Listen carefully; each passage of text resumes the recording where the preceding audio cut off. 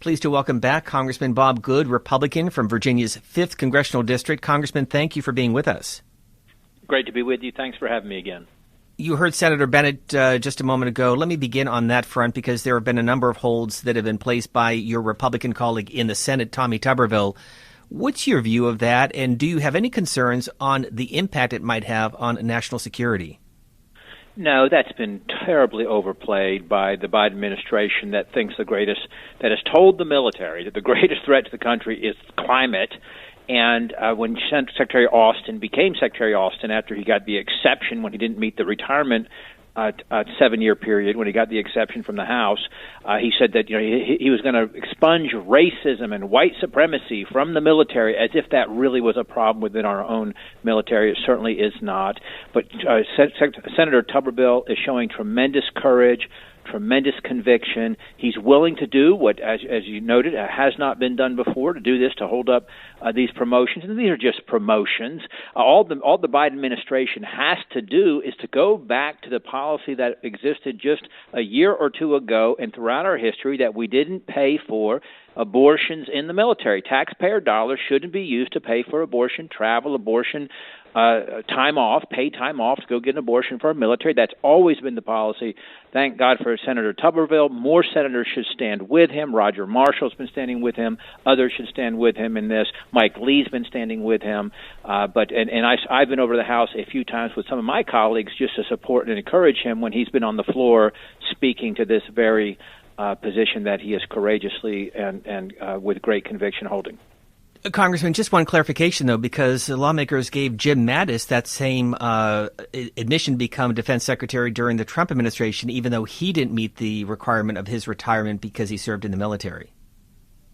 I was not here in Congress during that time. We got asked to vote on Secretary Austin, and so I was making the point that he got an exception. So I didn't say he was the first person to ever get an exception. So let me ask you about the budget negotiations and the news conference yesterday with the House Freedom Caucus. You're a member of that gathering, and the possibility, the threat of a government shutdown. How real is that in your mind? I think it's more probable than improbable that you're going to have the House and the Senate not come to agreement by September 30. However, change is hard, change is difficult. 80% of Americans or so say that we're on the wrong track. Congress has about a 20% approval rating. You see a connection here. The American people didn't vote for status quo. They didn't vote for us to keep doing what we've always done when they gave Republicans the majority in November. We are fighting for fiscal responsibility. The sort of righteous or most ambitious position of Republicans in the House is simply to cut $120 billion in spending from where that's the difference there between what the Biden administration wants and what the House Republican conservatives want. $120 billion. Our deficit on a monthly basis is $150 billion. So conservatives in the House are tremendously compromising to be willing to vote just to go back to 2022 spending levels, which is what was the agreement in January when Speaker McCarthy became Speaker. It was what was in the Limit, Save, Grow bill that we passed out of the House to increase the debt limit. Before that was basically surrendered in the Failed Responsibility Act, which kept all spending at current levels. But $120 billion is frankly an embarrassment that we can't come together as a Congress and cut $120 billion and then to implement Republican priorities, things like not funding abortion with Americans' tax dollars. So what was your thought about the deal put together by your leader, House Speaker Kevin McCarthy? Is that agreement falling apart? I'm on record for voting against that. There were 71 Republicans, I think, who voted against that bill because that bill kept spending at current levels and it didn't retain all the spending reforms and cuts that we negotiated in Limit, Save, Grow to pass a debt ceiling increase out of the House. That had a tremendous number of reforms and policies that would put us on a path towards fiscal responsibility. Our national debt's $32 trillion. The debt ceiling increase would raise it to whatever we can spend. There's no limit. It suspended the limit until January 25. Congress is pretty good coming together with the White House to spend money. Yes, Democrats are better at it than Republicans, but Republicans are complicit too. And this is a unlimited debt ceiling increase through January of 25. Everyone who voted for that owns the Biden spending levels for the next year and a half, but we have the opportunity in the appropriations process where the Speaker said, after a lot of backlash that he got after the FRA was passed, he said, well, that those levels were the ceiling, not the floor. We can use the appropriations process. He has spoken to going back to 2022 levels, which means pre-COVID levels for non-defense discretionary, so we can keep our defense spending at the 24 levels that we've come to agreement with, because we're trying to take on China and to ramp up our military to maintain our position as the strongest military in the world so that no one wants to challenge us. And Congressman, you're absolutely right. Both parties are complicit in this, and pox on both Democrats and Republicans. As you know, the nation's debt doubled under President Donald Trump, and we're on track to doing that now under President Joe Biden. So holistically, doubled under Obama, doubled under Trump, and again, I spend most of my time battling Republicans to be the fiscal responsible party that we claim to be. Right, and that's what we're fighting about here in these appropriation battles right now. You're absolutely right. So here's my question.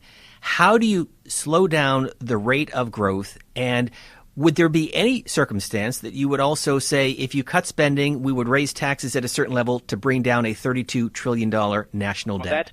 That's a false choice. We're bringing in more revenue than we ever have.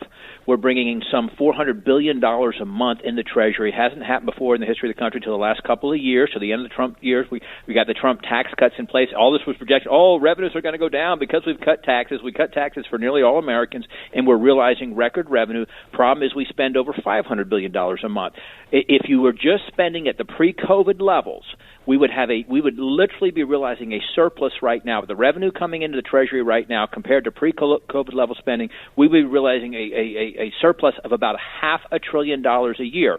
Now, that's a little bit simplistic because you got growth in mandatory spending, as we call it, as well as growth in discretionary spending. But we don't have a revenue problem, and I absolutely believe it's been proven time over time in history. When you cut taxes, you get more revenue. When you incentivize something, you get more of it. When you penalize or tax it, you get less of it. That's been demonstrated in our history. You don't have a revenue problem, we've got a spending problem.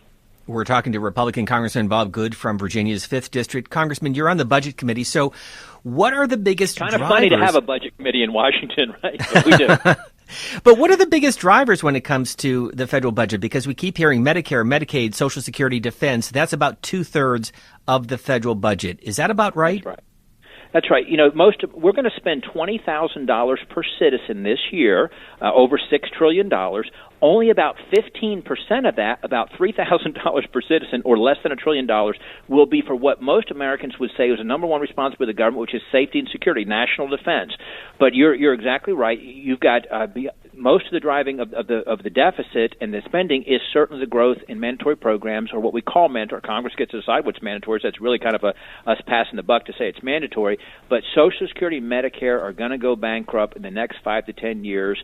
We do need to preserve and protect that for future generations by coming together as statesmen from both parties to do that. But what we committed to do in this Congress was to getting our non-mandatory, our discretionary spending house in order first, to show a willingness and a resolve to make the tough choices and do that. I fear some in my party don't want to do that. No Democrat is on record wanting to do that. But frankly, Republicans in the House are battling Democrats in the House, they're battling Democrats in the Senate, they're battling Democrats in the White House, and most sadly, battling Republicans in the Senate also who don't want to cut spending. But the Republicans in the House were given the majority by the American people just 8 months ago, and we ran on fiscal responsibility. We need to deliver on that and not betray the American people and do everything we can to force cuts in spending that'll get us a step closer. We've got a long ways to go. We're not going to get it done this year, but a step closer towards fiscal responsibility.